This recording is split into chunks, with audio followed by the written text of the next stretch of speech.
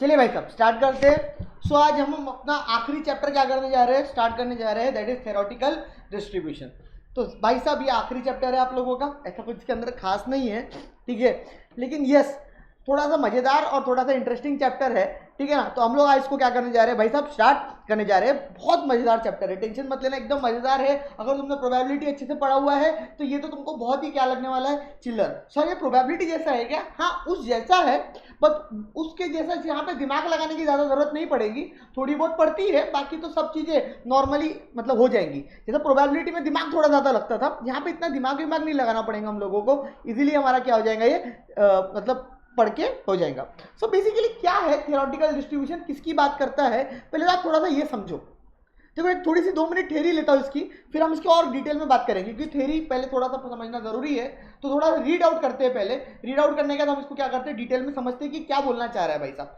तो broadly speaking the frequency distribution are of 2 type. Sir what is mean by frequency distribution? अरे तुमको याद होगा कि हम लोग लेते थे x 10 20 30 40 50, फिर x 10 के आगे लेते थे हम 2, फिर 3 5 4। बेसिकली वो क्या था जो हम वहां पे लिया करते थे पहले, आज तक जो हम पढ़ते हुए आए हैं, that is nothing but called as frequency distribution. कि भाई साहब मेरी क्लास में 10 मार्क लाने वाले 4 बच्चे हैं तो मैंने फ्रीक्वेंसी कितनी लिख दी, 4। 20 मार्क लाने वाले 5 बच्चे हैं तो मैंने फ्रीक्वेंसी कितनी लिख दी, 5। तो बेसिकली ये क्या हो गया, 10 मार्क लाने वाले कितने बच्चे हो गए, 4 बच्चे हो गए। 20 मार्क लाने वाले कितने बच्चे हो गए, 5 बच्चे हो गए। तो हमने सामने फ्रीक्वेंसी क्या लिख दिया, 4 या 5, हमने क्या लिख दिया, फ्रीक्वेंसी लिख दिया। बेसिकली वो क्या था, वो था एक्चुअल फ्रीक्वेंसी डिस्ट्रीब्यूशन। यानी अभी तक हम क्या बात करते थे कि जो चीज हो चुकी है, यानी मैंने बोला कि मैंने एक पेपर ले लिया है और पेपर लेने के बाद मेरी क्लास में जो बच्चे मार्क्स लेके आए हैं, ठीक है ना, उन सबका ब्यौरा कुछ इस प्रकार है कि 10 मार्क लाने वाले 4 बच्चे हैं, 20 मार्क लाने वाले 5 बच्चे हैं। तो मैं ये क्या बोल रहा हूं कि जो डेटा हो चुका है, जो चीज हो चुकी है, उसी को मैं एक फॉर्मेट में क्या कर रहा हूं, प्रेजेंट कर दे रहा हूं। यानी अगर किसी बच्चे ने 10 मार्क लाया है तो वो कितने हैं, 4 बच्चे हैं, तो मैंने लिख दिया। अब ये बेसिकली क्या हो गया, एक्चुअल डेटा के ऊपर बेसिस हो गया। सर एक्चुअल डेटा के ऊपर हो गया मतलब क्या भाई, देख बहुत सिंपल है। मैंने जो चीज हो चुकी है, हमने पेपर ले चुका है, पेपर लेने के बाद जो मार्क्स आए बच्चों के, उसके ऊपर हमने बात करी कि भाई पेपर ले लिए, पेपर लेने के बाद जो बच्चों के मार्क्स आए हैं वो कुछ इस प्रकार है। तो 10 मार्क लाने वाले 4 बच्चे हैं, 20 मार्क लाने वाले 5 बच्चे हैं।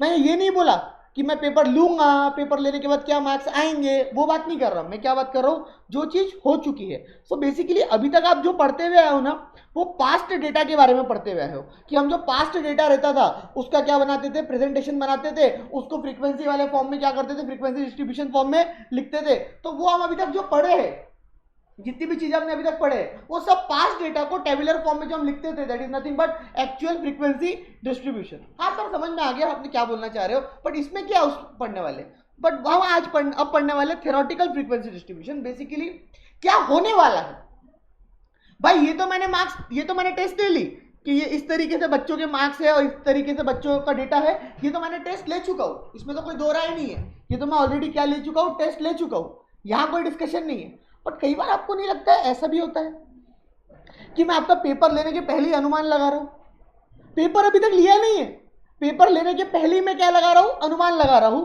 कि भाई साहब मेरी क्लास में ना, है ना, ये हो तो हो गया क्या के बेसिस पे, ये तो हो गया एक्चुअल बेसिस पे, ठीक है ना, ये क्या के बेसिस पे हो गया, एस्टिमेटेड बेसिस पे हो गया, ये काय के बेसिस पे हो गया, एस्टिमेटेड। अब एस्टिमेटेड बोले तो क्या, तो मैं यहां पे अनुमान लगा रहा हूं, अनुमान क्या लगा रहा हूं मैं यहां पे,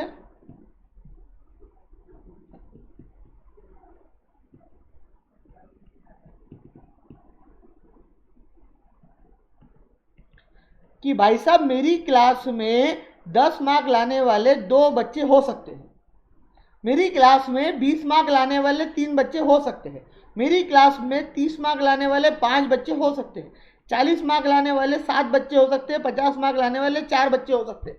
तो ये मैं क्या कर रहा हूं, ये जो फ्रीक्वेंसी डिस्ट्रीब्यूशन लिखा, तो बेसिकली इसको आप प्रोबेबिलिटी बोल सकते हैं कि हाँ ये मैं एक्सपेक्ट कर रहा हूं, एक्सपेक्टेड है मेरा। ये क्या है, एक्चुअल जो हो चुका है, ये क्या है, एस्टिमेटेड है। तो इसको हम बोलते हैं एक्चुअल फ्रीक्वेंसी डिस्ट्रीब्यूशन, इसको हम बोलते हैं थ्योरेटिकल फ्रीक्वेंसी डिस्ट्रीब्यूशन। ये अभी तक हुआ नहीं है, हम सिर्फ क्या लगा रहे हैं, एस्टिमेशन लगा रहे हैं, और एस्टिमेशन के हिसाब से हम क्या कर रहे हैं, एक फ्रीक्वेंसी डिस्ट्रीब्यूशन को प्रिपेयर कर रहे हैं। तो that is nothing but called as what, theoretical frequency distribution when we are estimating something, ठीक है ना। और ये हम सब क्या क्या कर रहे हैं, अनुमान लगा रहे हैं। और ये जो डेटा था ये क्या था, एक्चुअल डेटा के बेसिस पे था, जो हम अभी तक हर चैप्टर में बेसिकली पढ़ते थे। और उसके ऊपर से हम फिर mean, median, mode, regression, correlation, ये वो सारी चीजें निकालते थे, डिस्पर्शन, स्टैंडर्ड डेविएशन, सारी चीजें निकालते थे, ठीक है ना। लेकिन अगर मैं एस्टिमेटेड की बात करूं तो एस्टिमेटेड में ऐसा कुछ है क्या, नहीं, एस्टिमेटेड में ऐसा कुछ नहीं। एस्टिमेटेड में हम क्या कर रहे हैं, सिर्फ एस्टिमेट कर रहे हैं कि भाई ऐसा हो सकता है, वैसा हो सकता है, ठीक है ना। क्या हुआ है वो थोड़ी ना मालूम है अभी। This is nothing but theoretical distribution. Are you getting my point? और पढ़ते हैं, देखो क्या बोलता है। It is also called as observe frequency distribution. Theoretical को ऑब्जर्व फ्रीक्वेंसी डिस्ट्रीब्यूशन भी बोल सकते हैं, नाम बहुत सारे यार इसमें, ठीक है ना। नेक्स्ट आता है theoretical frequency distribution. It is also called as expected frequency, but कई लोग इसको एक्सपेक्टेड फ्रीक्वेंसी बोलते हैं, मॉडल फ्रीक्वेंसी बोलते हैं, प्रोबेबिलिटी डिस्ट्रीब्यूशन भी बोलते हैं। सर प्रोबेबिलिटी डिस्ट्रीब्यूशन क्यों? क्योंकि आप यहाँ पे जो एक्सपेक्टेशन लगा रहे हो ये प्रोबेबिलिटी तो है, और क्या है। मेरी क्लास में सपोज कर लो 2, 3, 5 और 10 और 17 और ये क्या हो गया, इसको 3 कर देता हूँ राउंड फिगर के लिए। टोटल मेरी क्लास में 20 बच्चे हैं, तो this is nothing but probability ना, कि 20 में से 2 बच्चे क्या लेके आने वाले हैं, 10 मार्क लेके आने वाले हैं। सो 10% की क्या है, प्रोबेबिलिटी है। इधर 15% की प्रोबेबिलिटी है, क्योंकि 20 में से 3 बच्चे क्या लेके आने वाले हैं, 20 मार्क लेके आने वाले हैं। 5 में से 30 बच्चे क्या, 5 में से 20 बच्चे 30 मार्क लेके आने वाले, 7 में से 20 बच्चे 40 मार्क लेके आने वाले, 3 बच्चे 20 में से 50 मार्क लेके आने वाले। This is nothing but what, probability. Sir इसमें आप प्रोबेबिलिटी क्यों नहीं बोल सकते, क्योंकि ये चीज ऑलरेडी हो चुकी है ना। एक्चुअल फ्रीक्वेंसी डिस्ट्रीब्यूशन जो है उसके अंदर तो सारी चीजें ऑलरेडी हो चुकी है, और जब चीजें हो चुकी है तो फिर आप उसको थेरोटिकल कैसे बोलोगे, एस्टिमेटेड कैसे बोलोगे, प्रोबेबिलिटी कैसे बोलोगे। लेकिन यहाँ पे हम प्रोबेबिलिटी बात कर सकते हैं क्या, हाँ, बिकॉज अभी इवेंट होने का है, तो जो इवेंट होने का है वो अनसर्टन इवेंट्स है, कोई कुछ भी हो सकता है। क्लास में जो टेस्ट लिया उसके मार्क्स कितने भी आ सकते हैं, तो कोई दिक्कत थोड़ी ना है। ऐसा थोड़ी ना है कि इतने मार्क्स आएंगे, इसको प्रोबेबिलिटी डिस्ट्रीब्यूशन भी बोला जाता है। In such cases we can mathematically deduce, निकाल सकते हैं expected frequency of certain population on the basis of theoretical consideration. It is called a theoretical since a distribution exist only in theory. क्यों theoretical बोला जाता है sir इसको, तो इसके लिए बोला जाता है क्योंकि ये भाई साहब थ्योरी में ही एग्जिस्ट करता है, प्रैक्टिकल वर्ल्ड में इसका कोई लेना देना इतना नहीं रहता है। द वर्ड एक्सपेक्टेड और expectation is used in the sense of averages. For example if we toss a coin, अब देखो अभी तक क्या होता था, हम वहां पे क्या बोलते थे, मैंने एक कॉइन टॉस किया तो हेड आने की क्या प्रोबेबिलिटी होगी। मैंने 2 कॉइन एक साथ टॉस किया तो फिर उसमें 2 बार हेड आने की या एक बार हेड और एक बार टेल आने की क्या प्रोबेबिलिटी होगी। मैंने 3 कॉइन एक साथ किया, मैंने 4 कॉइन एक साथ किया, तो फिर उसमें क्या प्रोबेबिलिटी है हेड आने की। अभी तक हम ये बात करते थे, बट ये चैप्टर में, ये बेसिकली हम प्रोबेबिलिटी में पढ़ते थे, बट ये चैप्टर में हम रिपीटेशंस की बात करेंगे। हम यहाँ पे अलग अलग चीजों की बात नहीं करेंगे। मैं यहाँ पे 2 कॉइन को एक साथ नहीं क्या करूंगा, उछालूंगा नहीं। मैं 3 कॉइन को एक साथ नहीं उछालूंगा ना, मैं 4 कॉइन को एक साथ उछालूंगा। वो मैं प्रोबेबिलिटी में करता था, उसकी प्रोबेबिलिटी निकालना, तो मैं उसके लिए प्रोबेबिलिटी पढ़ता था कि अगर मैंने 2 कॉइन एक साथ उछाले तो क्या होगा, 3 एक साथ उछाले तो क्या होगा, वो वहां पे पढ़ता था। यहाँ पे हम अपना बचपन वाला काम करते हैं। याद होगा तुम लोगों को, बचपन में ऐसा करते थे हम, जब भी हम टॉस करते थे तो हम बोलते थे एक बार में नहीं होगा, मन नहीं मानता था, कम से कम 3 बार करना पड़ेगा टॉस। 3 कॉइन एक साथ टॉस करने की बात नहीं कर रहा हूं मैं। याद करो बचपन के दिन जहां पे हम बोला करते थे कि 3 बार मैं टॉस करूंगा। 3 कॉइन एक बार एक साथ नहीं बोला मैंने, अगेन रिपीट कर रहा हूं मैं। 3 कॉइन एक साथ बोला क्या मैंने, नहीं, मैं क्या बोल रहा हूं, 3 बार एक कॉइन को क्या करूंगा मैं, उछालूंगा। यानी अगर मैंने एक बार उछाला तो हेड आया या टेल आया, उसी कॉइन के बाद में दोबारा उछाला, हेड आया या टेल आया, उसी कॉइन को 3 बार उछाला, 4 बार उछाला, मतलब रिपीटेटिव नंबर ऑफ टाइम्स। एक ही एक्सपेरिमेंट को मैं मल्टीपल टाइम्स रिपीटेटिव टाइम क्या करूंगा, परफॉर्म करूंगा। तो उस केस में मेरे सक्सेस की क्या प्रोबेबिलिटी होंगी, अगर मैं एक बार एक कॉइन उछालता हूं और उसमें मेरे जीतने की प्रोबेबिलिटी ज्यादा रहेंगी, कि मैं 3 बार अगर एक कॉइन उछालता हूं तो जीतने की प्रोबेबिलिटी ज्यादा रहेंगी, या मैं 5 बार उछालता हूं तो जीतने की प्रोबेबिलिटी ज्यादा रहेंगी, या मैं 10 बार उछालता हूं तो जीतने की प्रोबेबिलिटी ज्यादा रहेंगी। तुम खुद सोचो, नहीं समझा, वापस से आराम से समझ लो पहले बेसिक्स। मैं अगर हम एक ही बार टॉस कर लेते हैं, बहुत चांसेस, देखो हेड आने के चांसेस तो 50-50% ही रहेंगे ना। तुमने एक कॉइन उछाला पहली बार, हेड आने के चांसेस 50, टेल आने के 50%। सेकेंड टाइम भी उछालोगे तो भी 50% ही रहेंगे। ऐसा तो नहीं होगा ना कि पहली बार उछाले तो 50% हेड आने के चांसेस थे, सेकेंड बार उछालेंगे ना तो हेड आने के चांसेस 60% हो जाएंगे। तीसरी बार उछालेंगे ना तो 70 हो जाएंगे, चौथी बार 80 हो जाएंगे। ऐसा थोड़ी ना होता है, ऐसा है क्या? नहीं। आपने पहली बार एक कॉइन, वही कॉइन उछाला, हेड आने की प्रोबेबिलिटी 1/2। दूसरी बार उछाला, हेड आने की प्रोबेबिलिटी 1/2। तीसरी बार उछाला, हेड आने की प्रोबेबिलिटी 1/2। चौथी बार उछाला, हेड आने की प्रोबेबिलिटी 1/2। चेंज हो रही है क्या? हेड आने की प्रोबेबिलिटी तो वही है ना, हेड आने की प्रोबेबिलिटी चेंज हो रही है क्या? नहीं। बट फिर भी एक ही एक्सपेरिमेंट को हम मल्टीपल टाइम्स करते हैं और बोलते हैं कि उस टाइम, अब मल्टीपल टाइम्स अगर हम कर रहे हैं तो हमारी प्रोबेबिलिटी शायद जीतने की हारने की बढ़ सकती है। सर ऐसा क्यों? सर ऐसा इसीलिए कि जब रिपीटेटिव नंबर ऑफ टाइम्स हम एक चीज एक्सपेरिमेंट करते हैं तो उसमें चांसेस बढ़ जाते हैं जीतने के। सर कैसे? सर अगर मैंने 3 बार एक कॉइन उछाला तो 3 में से 2 बार अगर मैं जीत गया तो मेरा काम हो जाएगा, तो एक बार हार भी गया तो चल जाएगा। बट अगर एक ही बार उछाल रहा हूं तो और एक ही बार में हार गया तो फिर जीतने के चांसेस नहीं रहेंगे। तो इसीलिए बचपन में अगर आपको याद आ रहा होगा, हम तो करते थे भाई, एक बार टॉस होता तो हम मानते ही नहीं थे, नहीं भाई कम से कम 3 बार करना पड़ेगा। नहीं फिर तो कई बार तो ऐसा भी होता था कंटिन्यू 5 बार टॉस करो, 5 में से 3 बार जो जीता वो जीता। आई बात समझ में? तो यही वही चैप्टर है। अब ये चैप्टर आपको सिर्फ ये बताता है कि कितने इसमें रुक जाना, कितने बार एक्सपेरिमेंट करने का फायदा है। और ज्यादा नहीं समझ में आता तो तुम्हारे सीए एग्जाम, मैंने ऐसे कई बच्चे देखा जो 10-10 साल 15-15 साल भी एग्जाम देते हैं। मैं तो एक बार मेरे बाजू में जब मैं फाइनल्स दे रहा था हमारे टाइम पे, तो मेरे मतलब 2-3 रोज छोड़ के एक 65 ईयर्स के एज के अंकल को भी देखा था, अपने दादाजी की उम्र के, उस समय 65-70 के आसपास होंगे आई थिंक, या 60 के बाद, मतलब उसके आसपास तो भी थे कुछ, वो भी एग्जाम दे रहे थे। तो पॉइंट क्या है, कितनी बार एग्जाम दोगे, ज्यादा बार दोगे तो पास होने के चांसेस बढ़ जाएंगे। हाँ बढ़ जाएंगे। Are you getting my point? तो क्या बोलता है कि वर्ड एक्सपेक्टेड और expectation is used in sense of average. For example if you toss a coin 200 times, he is not saying we are tossing 200 coins, he is saying a coin is tossed 200 times।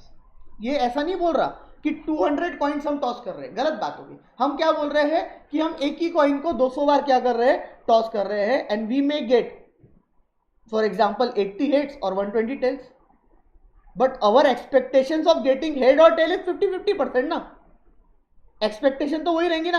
But however if the experiment is repeated for a large number of times, we will on an average close to 50 और 50%, वही बात हो जाएंगी घुमा फिरा के, ठीक है ना, लेकिन चांसेस थोड़े से ज्यादा बढ़ जाएंगे। क्लियर हुआ? तो बेसिकली इसके लिए हम यहाँ पे अलग अलग टाइप के डिस्ट्रीब्यूशंस पढ़ते हैं। एक होता है बाइनोमियल डिस्ट्रीब्यूशन, एक होता है पॉइजन डिस्ट्रीब्यूशन, एक होता है नॉर्मल डिस्ट्रीब्यूशन, ची स्क्वायर टी स्क्वायर। खैर वो तो मतलब ही नहीं है पढ़ के, मैं प्रैक्टिकली बोल रहा हूँ, मॉड्यूल में भी अलग से कॉन्टेंट में दिए हुए, वो अगर आए भी ना तो नहीं होने वाले पेपर के लिए, तो तुम्हारे टाइम के नहीं है ही नहीं, पहले कोर्स में नहीं है पहली बात तो बेसिकली हमारे कोर्स के अंदर आप अंदर देखोगे तो 3 ही डिस्ट्रीब्यूशन प्रैक्टिकली हमको पढ़ना है, और वो कौन कौन से है? पहला है बाइनोमियल, दूसरा है पॉइजन, और तीसरा है क्या? Normal distribution. Are you getting my point? देखो मैं तुमको यहाँ पे अभी तक समझाया, चैप्टर इजी लग रहा, सुनने में तो अभी तक इजी लगा, है भी इजी। मैं तुमको बताता हूँ, ये चैप्टर लिटरली बच्चे छोड़ देते हैं, मैं मजाक में नहीं बोल रहा हूँ, पढ़ाने के बाद भी मैंने देखा है कि बच्चे ये चैप्टर को छोड़ देते हैं। तो मैं उनको बोलता हूँ छोड़ने का नहीं, मेरा हमेशा सजेशन ये रहता है कि कोई भी चैप्टर को छोड़ने का कोई मतलब नहीं आता, not even a single chapter. एक आधी चैप्टर हार्ड है, कोई बात नहीं, हार्ड पहली बात तो हार्ड है ही नहीं, मालूम नहीं क्यों छोड़ देते, इसमें नाम ऐसा खतरनाक खतरनाक, इसको देख के छोड़ते कि भगवान जाने क्या। तो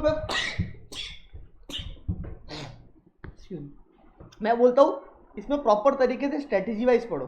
तो यहाँ पे देखो अलग अलग आपको डिस्ट्रीब्यूशन दिख रहे होंगे। बेसिकली डिस्क्रीट सीरीज वाले जो डिस्ट्रीब्यूशन है उसमें 2 आते हैं, बाइनोमियल और पॉइजन। कंटिन्यूस में आप देखोगे तो नॉर्मल आता है, ची स्क्वायर आता है, students T distribution, F distribution, लेकिन हमारे को ये पढ़ना ही नहीं है ही नहीं हमारे इसमें। हमारे को बेसिकली 3 ही डिस्ट्रीब्यूशन है, ठीक है ना। कोई महानुभव अगर मॉड्यूल उठा लेगा तो मॉड्यूल ने उठा के उसकी सिर्फ थ्योरी दी हुई है बाकी डिस्ट्रीब्यूशन की, ठीक है ना, सिर्फ काम की नहीं है वो भी। तो हम बेसिकली यहाँ पे बाइनोमियल, पॉइजन और तीसरा वाला कौन सा पढ़ते हैं? नॉर्मल डिस्ट्रीब्यूशन पढ़ते हैं। बट है ही वही, कोर्स में यही, आज से नहीं कई सालों से यही चले आ रहा है, ठीक है ना। कई सालों से वो ची स्क्वायर वगैरह की थोड़ी थ्योरी दे देते मॉड्यूल वाले, बच्चा उसी के पीछे रोते रहता और छोड़ के चले जाता, पेपर में छोड़ देता, जानते बोले अपने काम का नहीं है, जबकि वो कोर्स में ही नहीं है। वो 100 में से एक ऐसा अटेम्प्ट निकलता है जिसमें एक खांदी थ्योरी क्वेश्चन, वो ची स्क्वायर में 100 में से एक अटेम्प्ट, 100 में से एक खांदी क्वेश्चन दिया तो दिया उसमें, वो भी काय का उस नाम वाम ही पूछता है उसका बस। बट बच्चे बच्चे बच्चे बच्चे तो बच्चे हैं ना, वो छोड़ के जाते हैं। जबकि बाइनोमियल पॉइजन तो पढ़ोगे, देखना कितना ईजी है। आओ देखते हैं क्या बोलता है, और उसकी थ्योरी बहुत इंपॉर्टेंट है प्लीज ये चैप्टर में, इसलिए थ्योरी पढ़ना जरूरी है। क्या बोलता है? ये सब नीचे हम पढ़ेंगे, इंपॉर्टेंस वगैरह क्या है। बायनोमियल डिस्ट्रीब्यूशन जिसको बर्नौली डिस्ट्रीब्यूशन भी कहा जाता है, बायनोमियल डिस्ट्रीब्यूशन जिसको क्या भी कहा जाता है, बर्नौली डिस्ट्रीब्यूशन भी कहा जाता है। सर बर्नौली डिस्ट्रीब्यूशन क्यों बोलते हैं इसको? सर बर्नौली डिस्ट्रीब्यूशन इसीलिए बोलते हैं क्योंकि बेसिकली एक जो स्विस मैथमेटिशियन था जेम्स बर्नौली, उनने 1700 में इसको क्या करा था, बनाया था, ठीक है ना, 1700 में इसको बनाया था। और ये जो डिस्ट्रीब्यूशन है ये पब्लिश हुआ 1713 में, 8 साल बाद उनके मरने के। बनाया था 1700 में, लेकिन उनके मरने के 8 साल बाद ये डिस्ट्रीब्यूशन क्या हुआ, पब्लिश हुआ। वो 1705 में मर गए थे, उनकी जो डेथ थी वो 1705 में हो गई थी, और उनके मरने के 8 साल बाद ये डिस्ट्रीब्यूशन को क्या करा गया, पब्लिश करा गया। मतलब लोगों को समझने में इतना टाइम लग गया। The meaning of binomial is nothing but two और डिक्टोनियस अल्टरनेटिव, बेसिकली दो ग्रुप्स या डिक्टोनियस दो अल्टरनेटिव्स बेसिकली हम बोल सकते हैं। In this case frequencies are distribution on the basis of two outcomes. यहाँ पे बेसिकली ये डिस्ट्रीब्यूशन के अंदर तुम समझते चलना, तुमको जम जाएगा। मैं बोल रहा ना, एक बार पूरा लय में एक बार पढ़ लो। अभी स्टार्टिंग में तुम बोलोगे सर समझ नहीं रहा, बिल्कुल नहीं, ऐसा नहीं सोचना। एक बार मेरे साथ लय में चलते रहो, प्रॉब्लम तक जब पहुंचेंगे तुमको लगेगा अरे बस चिल्ला रही है, तो हमको जम गया, ठीक है ना। लेकिन तब तक थोड़ा सा पेशेंस बनाए रखना, क्योंकि पहले प्रॉपर्टीज है, बहुत कंटेंट है, और थोड़ा सा नया टाइप की चीज़ें आ जाती है तो तुम लोग घबरा जाते हो, जबकि है बहुत चिल्ला रही है, ठीक है। सो बेसिकली यहाँ पे ना फ्रीक्वेंसी डिस्ट्रीब्यूटेड दो आउटकम्स होते हैं, या तो फेलियर या तो सक्सेस, दो ही आउटकम होंगे। ऐसा नहीं है कि भाई दो से ज्यादा होंगे, फेलियर भी हो सकता है, सक्सेस भी हो सकता है, ये भी हो सकता है, वो भी हो सकता है, ऐसा नहीं है। या तो फेलियर होगा या तो सक्सेस होगा। Are you getting my point? Conditions for application of binomial distribution, क्या कंडीशंस है? The number of trials n is finite. यहाँ पे बेटा आप देखो क्या होता है, समझो बात को। पहले बताओ what is mean bye n। हम जो मल्टीपल टाइम्स एक्सपेरिमेंट कर रहे हैं, तो जो हमारे नंबर ऑफ टाइम्स क्या हो रहे हैं, एक्सपेरिमेंट्स हो रहे हैं। हमारे जो नंबर ऑफ टाइम्स क्या हो रहे हैं, एक्सपेरिमेंट्स हो रहे हैं। मैंने एक ही कॉइन को 1 2 3 4, 4 कॉइन नहीं बोल रहा हूं मैं, एक ही कॉइन को 1 2 3 4 4 बार उछाला, तो मेरा n क्या हो गया, 4। n basically means number of trials. तुम एक ही एक्सपेरिमेंट को कितनी बार ट्राई कर रहे हो, तुम सीए का अटेम्प्ट कितनी बार दे रहे हो, तुम्हारे ट्रायल्स कितने हैं, समझ में आ रही बात? तो एक ही एग्जाम को तुम कितनी बार दे रहे हो, तो that is nothing but called as number of trials. Basically वो क्या है, n। तो बेसिकली बायनोमियल डिस्ट्रीब्यूशन जो है वो काम करता है जब n आपका क्या रहता है, फाइनाइट रहता है। मतलब आपको मालूम है कि आप कितने नंबर ऑफ अटेम्प्ट देने वाले हो, कितनी बार ट्राई करने वाले हो, आप गिन सकते हो। पॉइजन में जब हम देखेंगे तो आप वहां पे देखोगे वो इनफाइनाइट रहता है, वो हम जब पढ़ेंगे तो बात करेंगे। तो जो आपका n है वो क्या रहता है, फाइनाइट रहता है, फिक्स नंबर रहता है, और बेसिकली स्मॉल रहता है। पेपर में इस टाइप के एमसीक्यू भी आते हैं, कुछ भी एमसीक्यू में पूछ सकते हैं चैप्टर में। तो n जो रहता है बायनोमियल डिस्ट्रीब्यूशन तब यूज किया जाता है जब n क्या है, फाइनाइट है, ठीक है ना, फिक्स है, स्मॉल है, ठीक है ना। जनरली वो जो n है वो क्या रहता है, लेस देन 20 रहता है। जनरली जो n रहता है वो क्या रहता है, लेस देन 20 रहता है। Each trial has only 2 mutually exclusive outcomes. Her trial, आप जो भी ट्रायल करोगे, अपने फर्स्ट बार कॉइन उछाले, उसके दो ही ऑप्शन होंगे, या तो हेड आएगा या तो नहीं आएगा, ठीक है ना। यानी हेड आएगा या तो टेल आएगा। तो हेड आएगा तो टेल नहीं आएगा, टेल आएगा तो हेड नहीं आएगा। तो आप जो भी एक्सपेरिमेंट यहां पे कर रहे हैं, ऑलवेज रिमेंबर यहां पे जो भी एक्सपेरिमेंट होगा उसके दो से ज्यादा क्या नहीं हो सकते, आउटकम नहीं हो सकते। अगर है तो वो यहां पे हम बात नहीं करेंगे। तो सर या तो वो क्या होगा, सक्सेस होगा या तो फेलियर होगा। तो इस trial only has 2 mutually exclusive outcomes. The occurrence of one of which is called as success and non occurrence of one is called as failure, ठीक है ना। अब for example ex aiming a target में hit और miss it. हाँ, आप target कर रहे हो सामने वाले को उड़ाने का, या तो उसको उड़ा दोगे या तो छोड़ दोगे, तो मिस कर दोगे। उसके अलावा है क्या, सर मैंने एक बार टारगेट करा नहीं उड़ा, नहीं उड़ा, दूसरी बार करा नहीं उड़ा, तीसरी बार करा उड़ गया। Are getting my point? तो ये क्या हो गया, हर्ट। और देखो ट्रायल्स, एक्सपेरिमेंट, इसका मतलब होता है जो आप चीज कर रहे हो। जैसे मैंने कॉइन उछाल रहा, तो ये कॉइन उछालना is an experiment, is an trial, it is a trial. Are getting my point? तो इसके क्या हो सकते हैं, दो आउटकम्स हो सकते हैं, या तो होगा या तो नहीं होगा, ठीक है ना। द ट्रायल्स और events are repeated under same conditions. अब ये बात हमेशा याद रखना, तुम यहां पे जो ट्रायल्स कर रहे हो, जो भी रिपीट कर रहे हो ट्रायल, मैंने एक बार कॉइन उछाला, मैंने दूसरी बार उछाला, तो ऐसा नहीं होना चाहिए कि भाई जब मैंने पहली बार कॉइन उछाला और जब मैंने दूसरी बार कॉइन उछाला तो पहली बार हेड आने की प्रोबेबिलिटी 50% थी, दूसरी बार हेड आने की प्रोबेबिलिटी 60% हो जाए। ऐसा अगर है तो भाई फिर आप बायनोमियल में बात नहीं कर सकते। बेसिकली वो ये बोलना चाह रहा है कि आप जो नंबर ऑफ टाइम्स रिपीट कर रहे हो ट्रायल्स, वो ट्रायल्स आप तभी रिपीट कर सकते, तभी रिपीटेटिव ट्रायल्स हो सकते हैं जब आपकी कंडीशंस सेम है। सेम कंडीशंस का मतलब ये होता है कि भाई साहब, अब जैसे सीए का एग्जाम आपने पहली बार दिए, अब जब सीए का एग्जाम आप दूसरी बार देने जा रहे हैं तो पहली बार जितने चांसेस आपके पास होने के थे, क्या सेम वही चांसेस आपके दूसरी बार पास होने के होंगे? Answer is no. तो सीए के कितने ट्रायल्स है उसकी प्रोबेबिलिटी निकालना है, तो वो यहाँ पे निकाल सकते हैं क्या? मैं बोलूंगा नहीं निकाल सकते। सर क्यों नहीं निकाल सकते? क्योंकि पहली बार जब आप एग्जाम देने जा रहे थे ना, तो शायद आपके पास होने के चांसेस 40% होंगे, लेकिन जब दूसरी बार आप शायद 5 देने गए होंगे तो शायद आपके पास होने के चांसेस 70% होंगे। तो सेम कंडीशन है क्या? नहीं।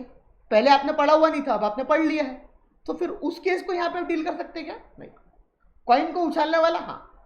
बाकी जो भी केसेस जहाँ पे आप जो भी रिपीटेटिव ट्रायल्स करोगे तो वो रिपीटेटिव ट्रायल्स सेम कंडीशंस में होने चाहिए।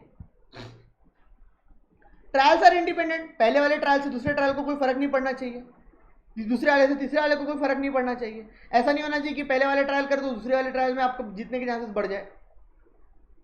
यहाँ पे दो चीजें होती है, जो हम पी और क्यू है ना, यहाँ पे दो चीजें होती है। एक रहता है पी का मतलब होता है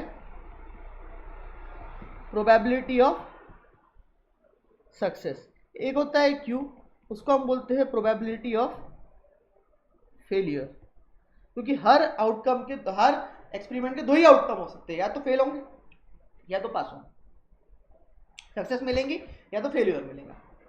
ठीक है ना? तो probability of success, I am not saying success, I am saying probability of success. तो प्रोबेबिलिटी ऑफ सक्सेस का हम क्या बोलना चाहेंगे? Stands for P. Probability of failure को हम बोल सकते हैं क्यू, या उसको हम बोल सकते हैं 1 माइनस पी, क्योंकि दो ही चीजें हो सकती है ना। तो पी प्लस क्यू, या तो सक्सेस मिलेंगी या तो फेलियर होगा, दोनों का टोटल 100%, या उसी का 1 बोल सकते हैं।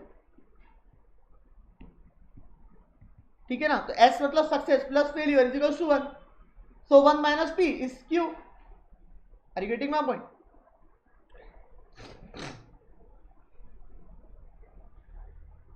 For example, probability of getting a head in a successive throw is always 1/2. Also, probability of getting a king is remain subsequent. अच्छा, आप अगर रिप्लेसमेंट के साथ खेल रहे हो, एक निकाले फिर डाले, एक निकाले फिर डाले, ठीक है ना, पत्ते निकाल रहे डाल रहे, पत्ते निकाल रहे डाल रहे, तो भाई किंग आने की प्रोबेबिलिटी हमेशा वही रहेंगी ना, 4/52। 4 किंग रहते, 4/52, पहली बार भी वही रहेंगी, दूसरी बार भी वही रहेंगी, तीसरी चौथी बार भी वही रहेंगी। कैरेक्टरिस्टिक्स ऑफ बाइनोमियल डिस्ट्रीब्यूशन, अब ये क्या है भाई साहब? आओ देखते हैं क्या बोलता है कैरेक्टरिस्टिक्स ऑफ बाइनोमियल डिस्ट्रीब्यूशन। ये बहुत इंपॉर्टेंट है टेबल, ठीक है ना? आओ थोड़ा सा मतलब थ्योरी पहले और बाद में फिर इसका और फिर कंटेंट, फिर प्रॉब्लम तो बहुत ईजी है। एक प्रॉब्लम मैंने करना सिखा दिया तुम्हारे को, तुम जम जाएंगे तुम्हारे को प्रॉब्लम। तो थ्योरी अगर पूछ लीजिए, पूछ लिए पी क्या होता है, क्यू क्या होता है, इंडिपेंडेंट इवेंट्स में क्या करते हैं, ये सब चीज़ें पूछी जा सकती है। बर्नौली डिस्ट्रीब्यूशन कब आया था, ठीक है ना? तो इसीलिए मैंने थोड़ा सा इसको थ्योरेटिकल भी यहाँ पे लिया है। टाइप्स ऑफ डिस्ट्रीब्यूशन, बेसिकली कौन से टाइप का डिस्ट्रीब्यूशन बोलते हैं इसको हम? डिस्क्रीट, या तो डिस्क्रीट सीरीज रहेंगे या कंटिन्यूस रहेंगे। तो कौन से टाइप का distribution? Expected probability distribution, expected preference frequency distribution, discrete. दो पैरामीटर्स है बेसिकली, पैरामीटर बाय पैरामीट्रिक बोलते हैं इसको। पैरामीटर का मतलब क्या हो सकता है? दो चीजें अगर हमारे को मालूम है तभी हम इस केस में आंसर निकाल सकते हैं, अदरवाइज नहीं निकाल सकते। आंसर क्या निकालेंगे हम? आंसर ये निकालेंगे अगर मैं 5 बार टॉस कर रहा हूं तो मेरे जीतने की प्रोबेबिलिटी क्या रहेगी। तो हो सकता मेरी जीतने की प्रोबेबिलिटी क्या रहेगी, तो वो मेरे को एक्सपेक्ट निकालना है। तभी तो मैं 5 बार क्या कर रहा हूं, हम बोलते नहीं कि 5 बार करेंगे, 6 बार करेंगे। क्यों ऐसा बोलते हैं? क्योंकि हमको मालूम है कि ज़्यादा करेंगे तो जीतने के चांसेस ज़्यादा हो जाएंगे, लेकिन कई बार उल्टा भी हो जाता है, ज़्यादा बार करने से नुकसान भी हो जाता है। तो बेसिकली हम जो भी एक्सपेरिमेंट ट्रायल्स करते हैं मल्टीपल टाइम्स, तुमको क्या लगता है गवर्नमेंट इतनी परमिशन देती है इतने एक्सपेरिमेंट साइंटिस्ट लोगों को एक्सपेरिमेंट्स करने के लिए, कंपनीज अपने जो लोग हैं रिसर्च वालों को इतनी बार ट्रायल करने की परमिशन देती है, तो वो ये क्या करती है, पहले ये सब चीज़ें निकाल के देखती है कि कितनी ट्रायल्स तक जीतने के चांसेस ज़्यादा है, सक्सेस के चांसेस ज़्यादा है, तो उतने ट्रायल करने की उनको परमिशन देती है। नहीं तो वो तो ट्रायल जिंदगी भर करते रहेंगे, ईगो पे ले लेंगे, कंपनी का तो पैसा बर्बाद होते रहेगा। तुम अटेम्प्ट जिंदगी भर देते रहोगे, घर वालों का पैसा बर्बाद होते रहेगा, ईगो पे ले लिए तुमने, ठीक है ना? तो उसका तो फिर कोई आंसर नहीं है ना। Getting my point? तो पैरामीटर्स कितने हैं? 2। कौन से पैरामीटर्स है? एक पैरामीटर है पी, अगर हमको पी, और दूसरा है एन। एन मतलब नंबर ऑफ ट्रायल्स, पी मतलब probability of success, again N मतलब नंबर ऑफ ट्रायल्स, पी मतलब probability of success. Thus it is called as biparametric, इसीलिए इसको क्या बोला जाता है? बायपैरामीट्रिक। इसलिए इसको क्या बोला जाता है भाई साहब? बायपैरामीट्रिक। क्लियर? और जो पी रहेगा वो ऑलवेज 0 से लेके 1 के बीच में रहेगा, या तो वो 0 से बड़ा रहेगा या तो 1 से छोटा रहेगा, और ऑलवेज जो n है वो एक पॉजिटिव इंटीजर रहेगा। ऐसा तो नहीं हो सकता ना कि माइनस टाइम मैंने ट्रायल किया, कैसी बात कर रहे हैं? n का मतलब क्या हो गया? Number of trial. अबे कम से कम एक बार तो करे होंगे ना ट्रायल, एक बार दो बार तो ट्रायल करे होंगे ना कम से कम। ऐसा तो नहीं 0 बार ट्रायल करे, ऐसा तो नहीं होता है। क्लियर? नेक्स्ट पॉइंट, यहां पे अगर हम जब बात करते हैं मीन निकालने की, कई बार तो मीन यहां पे निकल जाता है n इंटू पी करके, ये मीन का फॉर्मूला याद रखना पड़ेगा। और वरांस अगर आपको निकालना है तो वो निकलता है n into P into Q करके। और अगर स्टैंडर्ड डिविएशन निकालना है तो ऑलवेज रिमेंबर स्टैंडर्ड डिविएशन का फॉर्मूला वरांस का क्या होता है? रूट होता है। तो वरांस जो निकला वो निकला n into P into Q. वापस से मीन कैसे निकला? n into P. वरांस कैसे निकला? n into P into Q. Standard deviation कैसे निकला? उसी का रूट, किसका? वरांस का। और इसने यहाँ पे एक चीज बोल दिया, पेपर में पूछ लेते कई बार रिलेशनशिप, बोलते हैं वरांस और जो मीन है उसमें वरांस ऑलवेज मीन से क्या रहेगा? छोटा रहेगा। कॉमन सेंस की बात है, क्योंकि वहां पे क्यू भी मल्टीप्लाई हो रहा है। पी और क्यू की मैक्सिमम वैल्यू क्या हो सकती है? 0.5, और वरांस मैक्सिमम n/4 हो सकता है। याद भी रहा तो चलेगा, नहीं भी रहा तो चलेगा। ये नीचे वाला यहाँ पे बाय मॉडल या यूनी मॉडल भी हो सकते हैं, हमको याद नहीं करना, ये चीज़ें याद नहीं करनी नीचे वाली, लेकिन यहाँ तक याद करना ही है, कोई ऑप्शन नहीं है ये टेबल में। ठीक है ना? n और p अगर इंटीजर है तो mean is equal to mode हो जाएगा। अगर n और p सॉरी np जो है मतलब n into P, basically mean जो है वो अगर इंटीजर है, ठीक है ना, तो मीन और मोड एक ही रहेगा। तो अगर आपको मीन और इंटीजर दिख रहा है, n इंटू पी इंटीजर है आपका, तो आप मीन और मोड आपको मीन निकालोगे तो मोड आ जाएगा। तो बेसिकली आपको मोड का फॉर्मूला तो नहीं जरूरत है याद रखने की, तो हमने मीन निकाल लिया तो आपका मीन ही क्या रहेगा? मोड रहेगा। ठीक है ना? अगर n इंटू पी क्या है? इंटीजर है तो, और नहीं है तो फिर आपको नॉर्मल मोड का फॉर्मूला है, लेकिन वो मोड का फॉर्मूला आप लोगों के काम का नहीं है, ये तो मेरे को कुछ नहीं है याद करवाने में।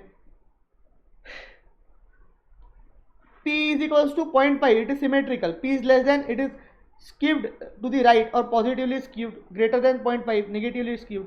ये बेसिकली एक बेल शेप्ड कर्व होता है। ये देखो, बेल नहीं है बेल, अगर ये बीच में है तो ये दिस इज नथिंग बट, ये जा रहा है आपका राइट साइडेड, ये जा रहा है आपका left sided, this is nothing but called as what? Bell shape curve. इसी क्या बोला जाता है? बेल शेप कर्व बोला जाता है। तो अगर राइट की तरफ जा रहा है तो राइट की तरफ सिमेट्रिकल है, लेफ्ट की तरफ तो लेफ्ट की तरफ। क्लियर?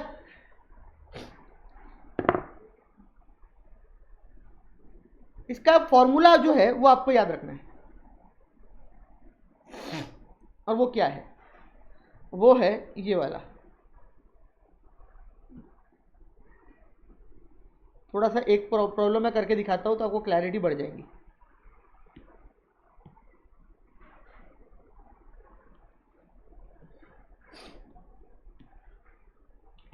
करके दिखाता हूं एक दो प्रॉब्लम तो आपको क्लैरिटी आ जाएगी कि किस तरीके से डील करना है।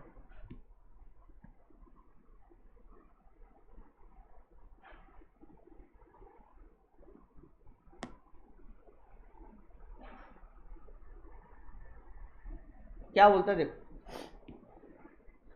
NCR P is equals to, अब ये R क्या है बताता हूँ, सब बताता हूँ। NCR into P raise to power R into Q raise to power n minus R। Formula देख के डरने की जरूरत नहीं है, फॉर्मूला सही में इजी है। सर नहीं समझा, एक बार फिर से ये मिटा देता हूँ, ये तो पूरा फॉर्मूला मिटा दिया। ठीक है, वापस से NCR, ठीक है, NCR लिख दिए into P raise to power R into Q raise to power n minus R। पहले NCR into P raise to power R into Q raise to power n minus R, खत्म बात। What is n मतलब number of trial, p मतलब probability of success, what is q मतलब probability of failure, 1 minus p। Sir समझ तो गया formula, लेकिन question एक कराओ। ठीक है, थ्री बहुत हो गई ना, दिमाग काम नहीं कर रहा, लगी नहीं रहा जमेगा। ये फर्स्ट और सेकंड वाले तो आप बच्चे वाले बातें हैं, बता देता हूँ पहले, नहीं तो कैलकुलेट मीन। मीन कैसे निकालेंगे? तो मीन का फॉर्मूला क्या है? n into P. तो n इंटू पी मतलब 6 इंटू 1/3, तो मीन कितना हो गया? 2। 9 into 1/3,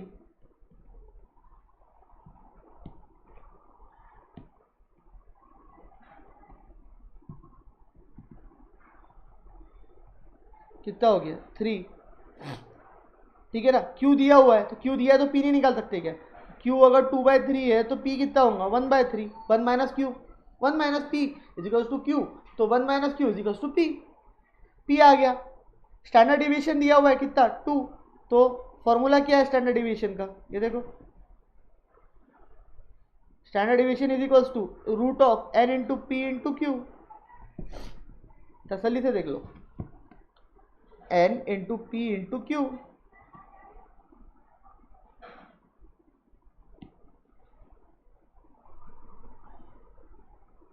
clear, n into P into Q, बराबर कि नहीं। अब तुम्हारे पास स्टैंडर्ड डिवीजन है क्या, हाँ 2, ये रूट को इधर डाल दूँ क्या, चलेगा क्या, स्क्वायर बन जाएगा, हाँ चलेगा सर। n निकालना है सर, n इंटू पी कितना है सर, p है 1/3, सर q कितना है सर 2/3, मल्टीप्लाई करो ये इधर डिवाइड में लेके जाओ, मल्टीप्लाई करने के बाद 1/3 इंटू 2/3 को मल्टीप्लाई करो, ठीक है ना, तो 2 1 जा 2, 3 3 जा 9, तो 2/9 चल जाएगा नीचे, 4 सॉल्व हो गया, आंसर आ गया। बाद में n इंटू पी करके मीन निकाल लो। सो बेसिकली इससे भी आप निकाल सकते हैं, 3-4 तो इजी फॉर्मूले। Standard division is equal to n into P into Q, उसका रूट, ठीक है ना, खत्म बात। क्लियर। एक नॉर्मल वाला प्रॉब्लम कराता हूँ जिससे आपको पूरा बायनोमियल समझ में आ जाएगा, और वो है थर्ड नंबर का प्रॉब्लम। देखो क्या बोलता है, थोड़ा ध्यान से समझना क्या बोलता क्या है, पहले तो वही समझना जरूरी है।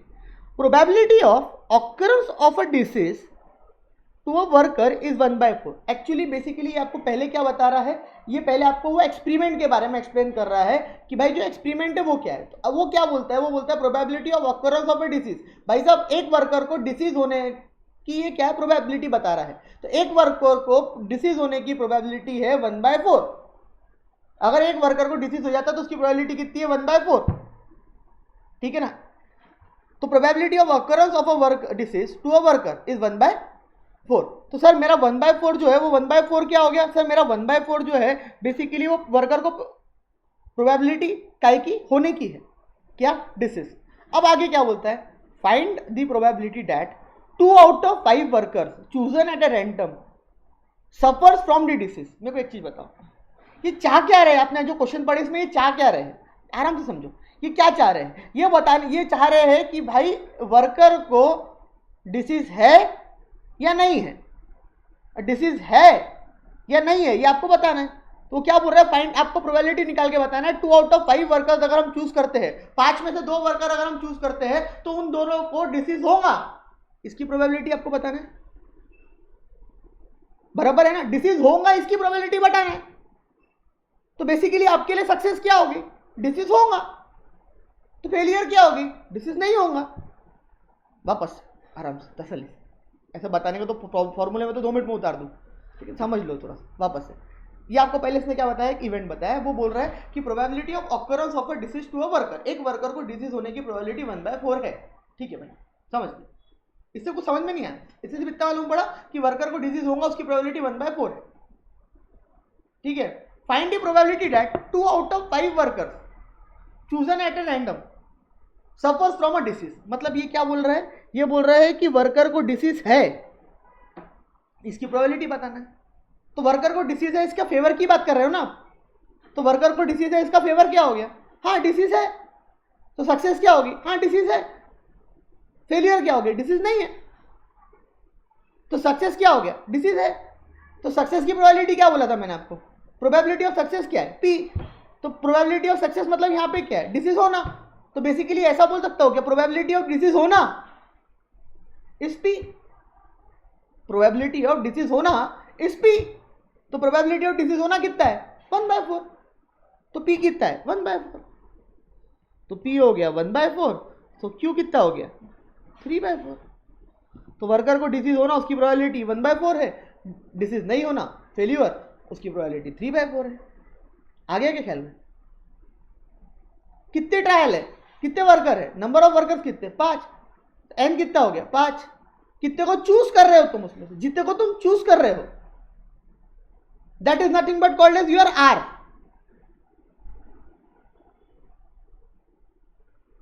Are is nothing but called as number of success, R stands for number of success. What is mean by R? So basically R stands for number of success. यहां पे आर और पी निकालना ही आना चाहिए तुमको क्वेश्चन देख के, बाकी कुछ भी नहीं। नंबर ऑफ सक्सेस कितनी है? 5 में से 2 बार है, 2 वर्कर को निकल गया तो सक्सेस होने की सक्सेस के नंबर कितने? 2। वापस से वो क्या बोल रहा है? 2 आउट ऑफ 5 वर्कर। तो सक्सेस कब हो जाएंगी? तुमको सक्सेस कब मिल जाएंगी? जब 2 वर्कर को डिसीज निकला तो तुमको सक्सेस मिल गई। तो नंबर ऑफ सक्सेस कितनी होगी? नंबर ऑफ सक्सेस कितनी होगी? 2। बेसिकली यही क्या है? आर है। बेसिकली यही क्या है? आर है। बेसिकली यही क्या है? आर है।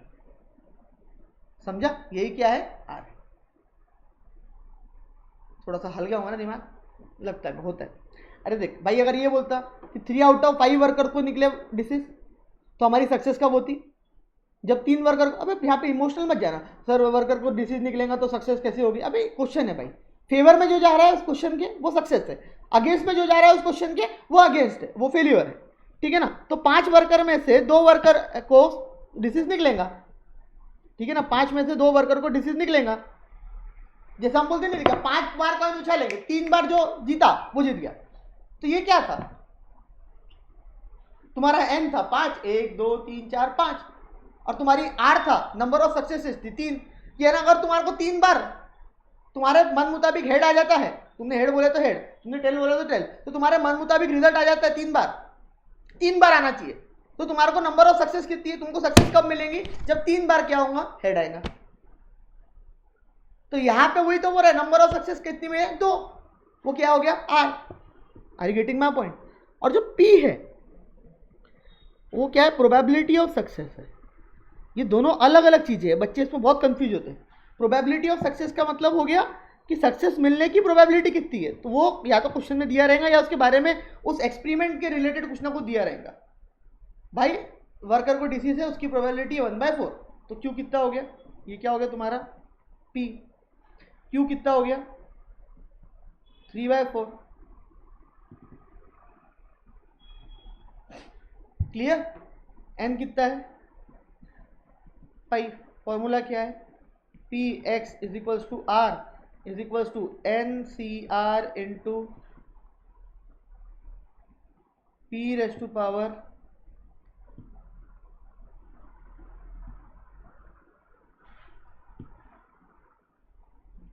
Are into Q raise to power N minus R. N कितना है? 5c2 into 1/4 raise to power 2 into 3/4 raise to power 5 minus 2। Basically 3 हो गया क्या? 5 माइनस 2 3 को बोल दूँ क्या डायरेक्टली इसको? तो 5c2 कैसे निकलेगा? 5c2 आपको पता है कैसे निकलता? ठीक है ना? अरे 5c2 क्या फॉर्मूला है? N factorial upon R factorial into N minus R factorial. तो ये निकलेगा क्या था यार, मैं भूल गया। 5 इंटू 4 20 डिवाइडेड बाई 2 10। अरे बराबर है कि नहीं है भाई? देख लो एक बार, मेरे को नहीं मालूम इतना, मैं टैलेंटेड नहीं हूँ आपके जैसा इतना। 5 इंटू 4, अरे बाबा ये करते ना, 2 बार ऊपर मल्टीप्लाई करते, 5 इंटू 4। 5c2 निकालना सिखाया था मैंने, डिवाइडेड बाई 2 10 इंटू 1/4 का ये आता है 1/16 स्क्वायर इंटू 3/4 का क्यूब। तो 3/4 का क्यूब आ जाएगा आपका। कैलकुलेटर का है भाई साहब मेरा? तो 27 अपॉन 64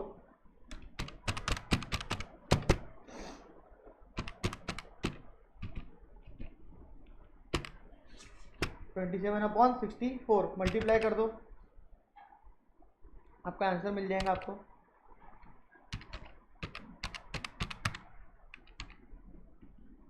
270 अपॉन 16 इंटू 64 1024। इसको नंबर पॉइंट में निकालना है तो you can also calculate this in point. अब इसको पॉइंट में भी कैलकुलेट कर सकते हो, कोई दिक्कत की बात नहीं है, घर की बात है। 270 अपॉन 024, कटिंग वटिंग होती होंगी तो देख लेना कहीं। वो मेरे को नहीं मालूम कटिंग होती कि नहीं, आप देखते बैठना। ठीक है, दिस इज योर आंसर। सो 5 में से 2 लोगों को डिसीज निकलेगा, उसकी प्रोबेबिलिटी है 270/1024। 5 में से 2 लोगों को डिसीज निकलेगा, उसकी प्रोबेबिलिटी है 1024, 270/1024। काय की प्रोबेबिलिटी है? 5 में से 2 लोगों को डिसीज निकलेगा। यही अगर 5 कॉइन रहते, फॉर एग्जाम्पल 5 बार कॉइन उछालते और 2 बार तुम्हारे जीतने के चांसेस रहते कि तुम 2 बार जीतोगे तो सक्सेस मिलेंगी, नंबर ऑफ सक्सेस कितनी रहती? 2। तो हम ये बोल सकते हैं कि 270/1024 is the probability of getting success. तो अगर यहाँ पे ऐसा कर दूं 270/1024, तो 26% या 27% के आसपास आता है मेरा जीतने के चांसेस। ठीक है ना? तो तुम 3 नंबर सक्सेस 3 भी लेके कर सकते हो। क्लियर हो रहा है नहीं हो रहा है? बस अब तुमको अगर ये क्लियर हो गया तो तुमको सिर्फ एन पी में पहचानना आना चाहिए, बस बाकी कुछ नहीं, बाकी तुम निकाल लोगे एन पी और आर बस। There are 2 defective pencils in a pack of dozen pencil. ये आपको क्या बता रहा है? एक ये एक्सपेरिमेंट बता रहे हैं कि किससे रिलेटेड हम एक्सपेरिमेंट्स कर रहे हैं, क्या बात कर रहे हैं। तो वो आपको बोल रहा है कि 2 डिफेक्टिव पेंसिल्स है। अब इससे ये नहीं पहचान सकते कि ये पी है कि क्यू है, ये आपका पहचान पाओगे जब आप पूरा क्वेश्चन पढ़ लोगे, क्योंकि पी का मतलब क्या होता है? जो आप बोल रहे क्वेश्चन जिसकी प्रोबेबिलिटी निकालने की बात कर रहा है उसका फेवर इज पी, उसका अगेंस्ट इज क्यू, उसका सक्सेस इज पी, उसका फेलियर इज क्यू। ठीक है ना? तो there are 2 defective pencils in a pack of dozen pencils. 2 defective pencils है 1 डजन पेंसिल में। ठीक है भाई, if 3 pencils are taken at random, अगर तुम 3 पेंसिल क्या करते हो? रैंडमली निकालते हो। कितनी पेंसिल निकाल रहे हो? 3।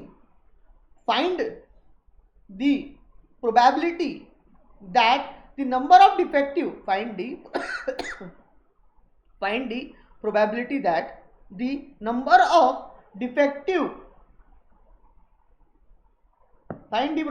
number of defective pencil is at the most 1। अभी 2 क्वेश्चन दिया हुआ है, एट दी मोस्ट 1 बोल रहा है कि भाई साहब 1 डजन का एक बॉक्स है, 1 डजन के एक बॉक्स में जनरल, ठीक है आपको क्या जनरल उसमें बात बता दिया कि बोले 1 डजन के बॉक्स में, जैसे हम बोलते हैं 1 डजन का बॉक्स है भाई, उसमें हमेशा 1 डजन के बॉक्स में 2 क्या निकलते हैं? डिफेक्टिव निकलते ही निकलते हैं। अच्छा, 2 डिफेक्टिव निकलते ये जनरल बात बता दी आपको, ताकि आप ये सामने बोलते क्या कि एक जब कंटू उछालेंगे तो या तो हेड आएगा या तो टेल आएगा, तो ये जनरल बात हो गई। मैंने आपको ये बताया कि हेड आने की प्रोबेबिलिटी क्या, आपने खुद निकाल ली है कि भाई एक कॉइन है, या तो हेड आएगा या तो टेल आएगा, तो 1/2। तो वैसे ही आपको बता रहा है कि 1 डजन की पेंसिल में यानी 12 पेंसिल्स के अंदर 2 पेंसिल जनरली क्या होती है? डिफेक्टिव निकलती है। अब आपको पहचानना है कि ये सक्सेस की प्रोबेबिलिटी के फेलियर की, जनरली सक्सेस की रहती है, लेकिन आपको पहचानना है। सर आप कैसे पहचानोगे? अब क्वेश्चन चालू हो रहा है, आप क्या कर रहे हो? 3 पेंसिल निकाल रहे हो, 3 pencils are taken at random. अब 3 पेंसिल निकाल रहे हो। अब जो 3 पेंसिल आप निकाल रहे हो वो 3 में से एट दी मोस्ट 1 पेंसिल, ज्यादा, एट दी मोस्ट 1 मतलब ज्यादा से ज्यादा, इंटरप्रिटेशन, एट दी मोस्ट 1 मतलब ज्यादा से ज्यादा 1 पेंसिल डिफेक्टिव निकलनी चाहिए, उसकी प्रोबेबिलिटी बताओ। तो ज्यादा से ज्यादा 1 पेंसिल डिफेक्टिव निकलनी चाहिए मतलब या तो 1 डिफेक्टिव निकलनी चाहिए, चल जाएगा मेरे को, या 0 निकली तो भी चल जाएगा, लेकिन 2 निकली तो चलेगा क्या? 3 निकली तो चलेगा क्या? नहीं। सर ऐसा क्यों बोल रहा है? क्योंकि भाई वो बोल रहा है एट दी मोस्ट 1, तो एट दी मोस्ट 1 मतलब क्या हो गया? आर क्या हो गया? 1 हो गया। चल भाई आर 1 थोड़ी ना हुआ, आर क्या हो गया? आर क्या हो गया? आर बोलो, आर लेस देन और इक्वल्स टू 1 हो गया। एट दी मोस्ट 1 का मतलब हो जाता है लेस देन और equals to 1। So basically r is not 1 here, r is, what is r? Are is less than और equals to 1, r is not equals to 1, r is less than और equals to 1। तो are जो है वो 0 भी हो सकता है, वो चलेगा, आर जो है 1 भी होगा तो भी चलेगा। तो सर अब सक्सेस कैसे मालूम पड़ेगा? प्रोबेबिलिटी पी क्या है? क्या बोल रहा है? काय की प्रोबेबिलिटी निकालने की बोल रहा है? डिफेक्टिव पेंसिल की। तो आपका फेवर क्या है? डिफेक्टिव पेंसिल आना आपका फेवर है, तो डिफेक्टिव पेंसिल आने का फेवर क्या है? डिफेक्टिव पेंसिल आना ये आपका फेवर है, तो उसकी सक्सेस की प्रोबेबिलिटी क्या हो गई? 2/12। सर 2/12 क्यों? ये सक्सेस की प्रोबेबिलिटी दी है ना, क्यों हो गया 10/12? है बहुत चिल्ला चैप्टर, समझने में देर लगती थोड़ी सी, बस है बहुत ईजी, कुछ भी नहीं है, लेकिन वही है कि समझ गया तो बहुत अच्छा। नहीं समझा तो फॉर्मूला देख लो तो भी आ जाएगा, ऐसा नहीं है कि आपको दिमाग लगाना ही पड़ेगा, आपने तरीका भी समझ लिया मेरे से तो भी आप पेपर में सॉल्व कर पाओगे। Clear?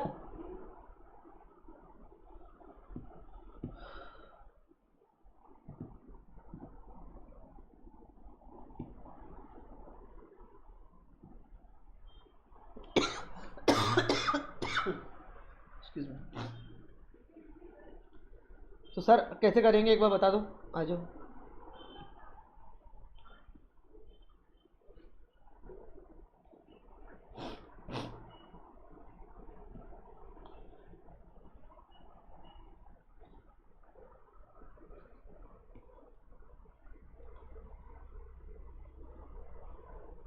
R is less than or equals to 1, that is nothing but called as at the most 1। तो basically when R is equals to 0 ये भी चलेगा, plus R is equals to 1 ये भी चलेगा। तो आपको यहाँ पे क्या करना पड़ेगा, पहले आपको R 0 है ये मान के प्रोबेबिलिटी निकालनी पड़ेगी। तो 3C0 into 2/12 raise to power 0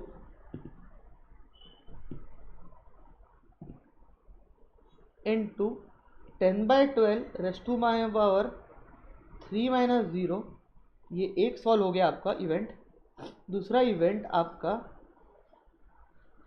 3C1 into 2/12 raise to power 1 into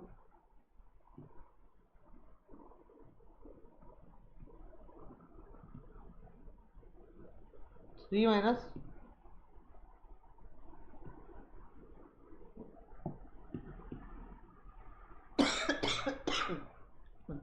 ठीक है,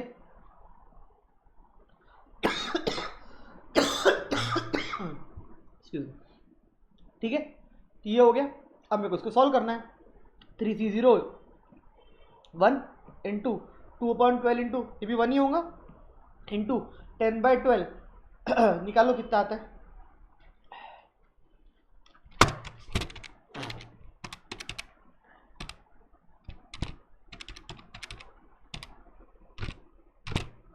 कुछ पॉइंट मैं निकाल देता हूँ, मैं 0.578 आता है, चेक कर लेना, ठीक है ना। इधर कितना आएगा, 3C1 जो है वो हो गया 3, 2/12 ही रहेगा, तो 2/12 ही रहेगा, दैट इज इंटू 0.166 इंटू 10/12 का स्क्वायर, वो कुछ आ जाता है 0.69। कैलकुलेशन चेक कर लेना प्लीज़, ठीक है, कैलकुलेशन चेक कर लेना एक बार गाइस। तो 3 इंटू 0.1666 इंटू 0.6944, तो 1 इंटू 1 इंटू 0.578, इसको प्लस टोटल मेरा कुछ आ रहा है 0.9238। एक बार ये वेरीफाई कर लेना करेक्ट है कि नहीं। तरीका समझ में आ गया होगा तो कोई दिक्कत नहीं, तरीका समझ में आया कि नहीं वो देख लेना, मेरे हिसाब से सही है। थोड़ा पॉइंट में डिफरेंस होगा, दैट इज इग्नोरेबल, क्योंकि मैंने पॉइंट लेके करा है, आप फ्रैक्शन लेके करेंगे तो आपको।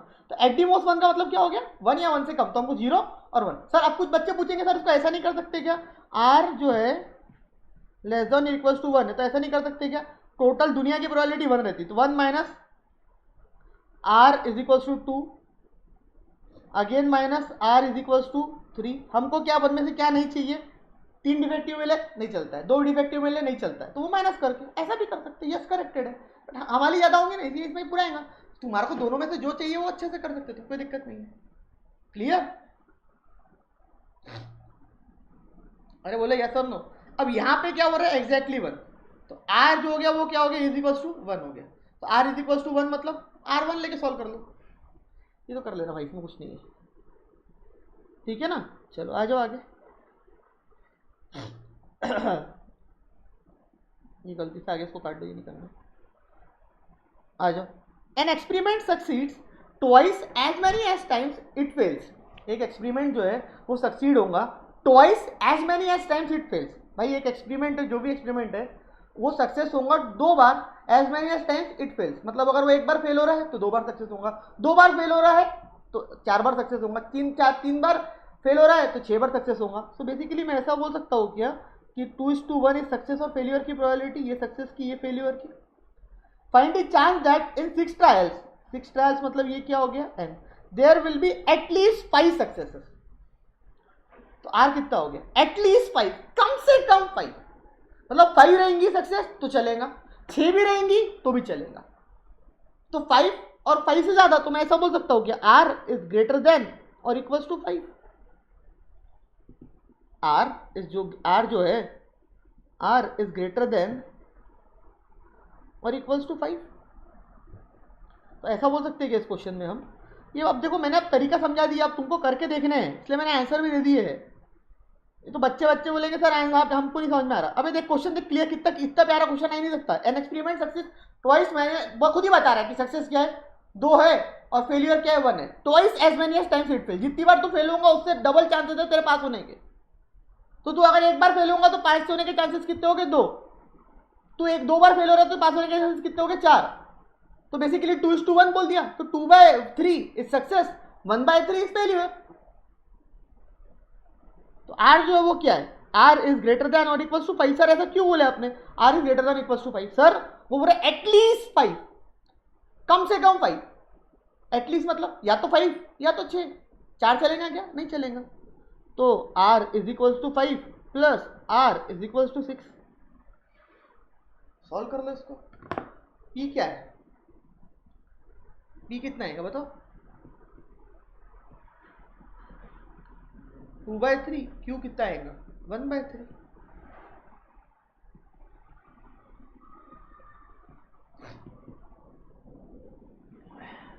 क्लियर, सॉल्व कर दो। अब ये मत बोलिए मैं सॉल्व करके दूँ, एनसीआर लगाओ, NCR into P raise to power into Q raise to power n - r solve करना है, चिल्लर है। ये आप लोगों के लिए होमवर्क है भाई, ट्रायल के पूरा। कल अगर ये नहीं जमा तो ये मैं बताऊंगा तुम्हारा भाई, ये वाला एक ट्राई कर लिए, तुमको ये जम गया तो अच्छी बात है, नहीं तो नेक्स्ट क्लास में बता दूंगा। Only 2 lectures are remaining after this, और कल आ जाएंगे वो दोनों लेक्चर मोस्ट प्रोबेबली, ठीक है ना। एक लेक्चर तो कल, इसके बाद वाले लेक्चर हम कल लेके खत्म कर देंगे, तो हमारा स्टैट्स कल हम खत्म कर देंगे पूरी तरीके से, ठीक है ना। अच्छा एक बात, दूसरी बात, कुछ बच्चों का ये डाउट और दिक्कत चल रही थी जीवन में, यार स्टैट्स इसलिए नहीं ले पा रहा था, मैं 1 क्लास लेने की कैपेसिटी मेरे गले की थी, तुम खुद देख रहे हो 15 दिन से मैं कंटिन्यू खाते जा रहा हूँ, 20 दिन से, तो कुछ सच में हुआ होगा, इसी वजह से दिक्कत होगी, जाहिर खांसी, सिर्फ 1 क्लास ले पा रहा हूँ, मजबूरी थी इसीलिए। उनको भी आधे छुट्टी दे रहा हूँ, कभी कभी साल में 1 बार ऐसा हो जाए कि गला गया पूरा। और दूसरी बात, तुम्हारे एग्जाम्स को भी टाइम था और छोटा सा पार्ट था 2-3 मार्क्स का, तो मैं सोचा डाल दूंगा आराम से, ठीक है ना। तो उसके लिए अगर बुरा लगा तो सॉरी फॉर दैट, बट कुछ नहीं कर सकता था, I am really sorry for that. अच्छा दूसरी बात, कहाँ पे क्या हो रहा था, अब तुम कई लोग बोल रहे सर फर्स्ट चैप्टर जो है, एक बार तुम लोग ना फर्स्ट चैप्टर खुद जाके देखो आज, और फिर मेरे को बताना कि वो पढ़ने वाला है कि नहीं, एक बार जाके देखो आज, जाना घर पे, फर्स्ट चैप्टर जो है आपका वो एक बार पढ़ना। मैंने बीच में लास्ट क्लास में भी जब लिया था ना तब बोला सही बात, तुम खुद पाओगे कि इसमें से सारी चीज तो मैंने पढ़ा चुका हूँ, सिर्फ तुमको दिखाना है मेरे को। एक बार मैं वही चालू करने की कोशिश कर रहा हूँ, चालू हो जाए तो बहुत अच्छा,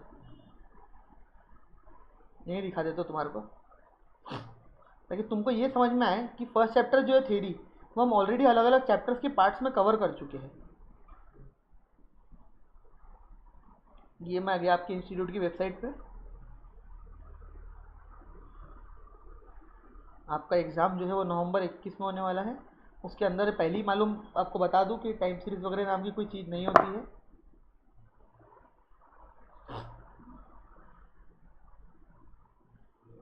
कहाँ गया भाई, मई और नवंबर एक ही है बेसिकली, ठीक है। तो हमारे ये स्टैट से कुछ मेजर्स ऑफ सेंट्रल टेंडेंसी हमारा हो चुका है, dispersion, probability, correlation, regression, index number हो चुका है। टाइम सीरीज कोर्स में नहीं है, अभी आपने देखे होंगे, देखा मैंने, तो कोर्स में ही नहीं है, हट गया है वो कोर्स में, तो टाइम सीरीज कोर्स में नहीं है ही नहीं कोर्स में। मैट्राइसिस मैथ्स में और टाइम सीरीज यहाँ पे कोर्स में नहीं है। हमारा चल रहा है थ्योरेटिकल डिस्ट्रीब्यूशन, जो हमारा 1 लेक्चर है, 1.5 लेक्चर में खत्म हो जाएगा, ठीक है। अब बात आती है जो स्टैटिस्टिकल डिस्क्रिप्टिव डेटा वाला है, आपने एक बार खोल के भी अगर पढ़े होंगे, ये तो भाई पूरे चैप्टर में क्या है, collection of data, frequency, cumulative frequency क्या होती है, थियोरेटिकल चीज़ें दी हुई है, थ्योरी पूरी, और थ्योरी में भी पता है आपको क्या दिया हुआ है, आप खुद देखोगे अगर तो आपको समझ में आएगा। ग्राफ्स आधे तो दे रखे, ठीक है ना, फ्रीक्वेंसी कैसे निकालते हैं, तो क्लासिफिकेशन क्या होता है, तो ये हम ऑलरेडी जब पढ़ते थे तो पढ़ते पढ़ते ये सारी चीज़ें हमने ऑलरेडी डिस्कस करी है। तो आई रिक्वेस्ट कि एक बार आप खुद गो थ्रू करो इसमें, फिर इसके बाद हम डाउट सेशंस ले लेंगे, तो आपके कोई डाउट रहेंगे तो वहाँ पे मैं क्लियर करा दूंगा चैप्टर से रिलेटेड वाली, ठीक है ना। चलिए मिलते हैं भाई नेक्स्ट लेक्चर में, टिल देन ये आपको मतलब खुद ही करना है इसलिए, ठीक है ना। मिलते हैं नेक्स्ट लेक्चर में, till then thank you so much.